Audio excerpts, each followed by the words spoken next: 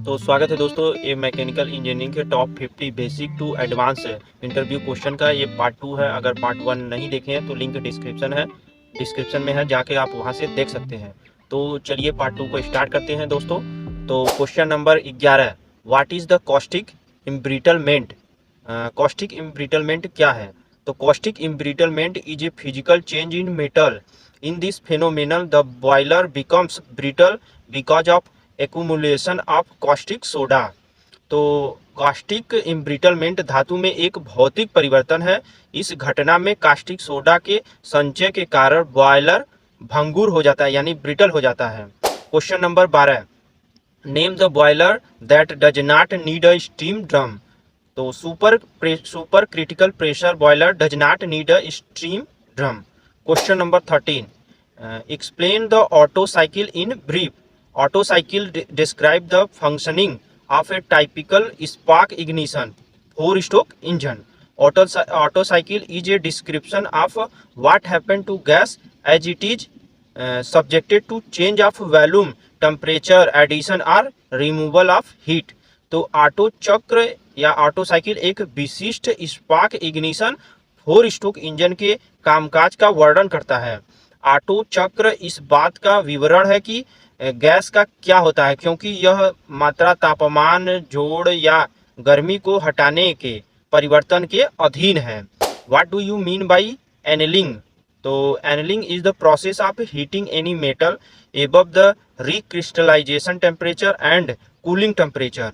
Sometimes this process increase the hardness and strength of material. The result you will get is a reduction of discoloration in the crystal structure of metal being annealing. तो एनलिंग किसी भी सामग्री को पुनः क्रिस्टलीकरण तापमान से ऊपर गर्म करने और कुछ समय बाद ठंडा करने की प्रक्रिया है। यह प्रक्रिया धातु सामग्री की कठोरता यानी स्ट्रेंथ, कठोरता और शक्ति को बढ़ाती है। आपको जो परिणाम मिलेगा वह धातु की क्रिस्टल संरचना में विलोपन की कमी है। Question number 15, explain enthalpy. तो it is the heat content of thermodynamics system. Question number 16, define a uniformly distributed load.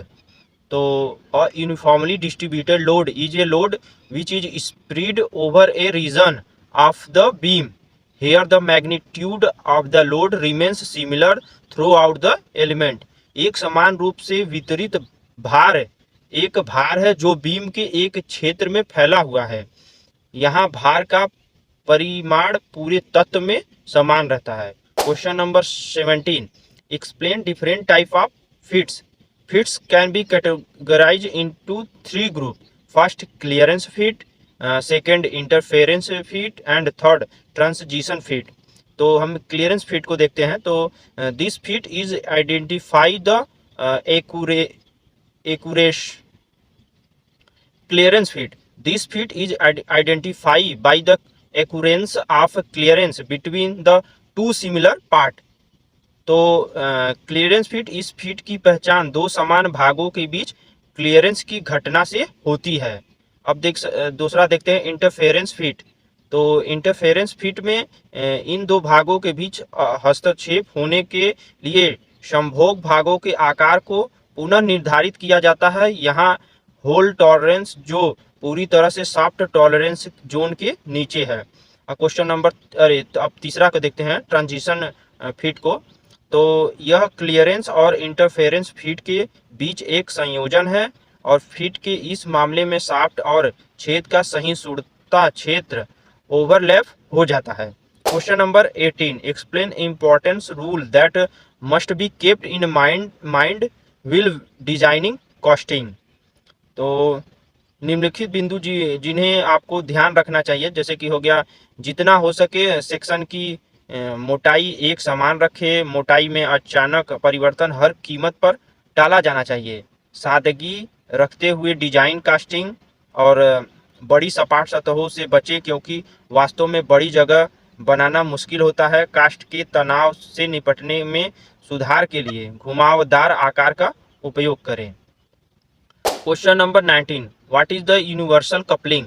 Universal coupling is a used used to connect two shafts whose axes are inclined to each other. It consists of a pair of hinge connected by a cross shaft. तो universal coupling का उपयोग दो shaft को जोड़ने के लिए किया जाता है जिनकी कुल्हाड़ियाँ एक दूसरे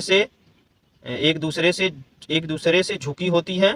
इसमें एक जोड़ी टीका होता है जो एक क्रॉस शाफ्ट से जुड़ा होता है। Question number 20, why would you use pneumatics? तो pneumatic system are significantly cheaper than other streams. Is that hydraulic system it can move faster and do not leak oil if they develop a leak. यानी कि वायु प्रणाली अन्य धाराओं यानी hydraulic प्रणाली की तुलना में काफ़ी सस्ती है। यह तेजी से आगे बढ़ सकता है और रिसाव होने पर तेल का रिसाव नहीं करता है। तो दोस्तों ये था पार्ट 2 और वीडियो में बने रहें और पार्ट 1 नहीं देखें तो पार्ट 1 जरूर देख लें और ऐसे ही मैं 50 क्वेश्चन लाऊंगा। तो धन्यवाद दोस्तों।